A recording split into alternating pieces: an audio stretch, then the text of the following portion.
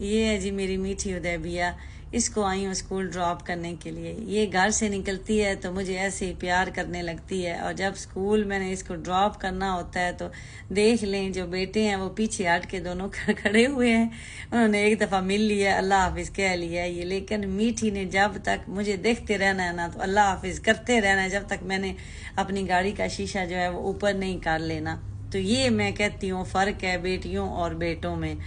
تو اللہ تعالیٰ جس کو بھی اولاد دے،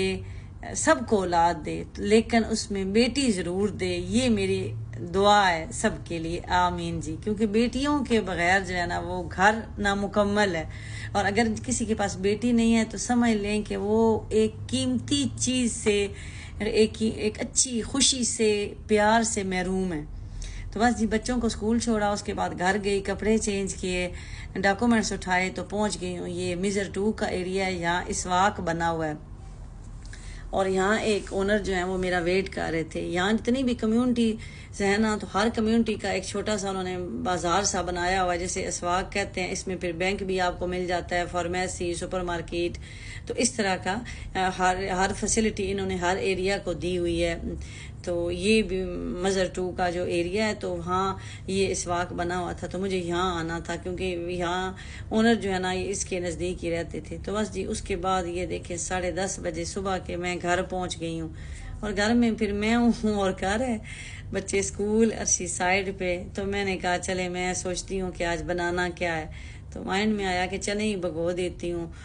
شام کو پھر چنوں سے کوئی نہ کوئی چیز جو ہے وہ بنانی پڑتی ہے۔ لیکن آج میرا دل کیا، میں نے کہا میں سالن بناؤں گی سفید چنے کا، تو یہ میں نے سفید چنے نکالے تو یہ بھگونے لگی ہوں۔ میرے گھر میں ویسے کالے چنے زیادہ بنتے ہیں، سارے وہی خوش ہو کے کھاتے ہیں، لیکن آج بس دل کیا ہے کہ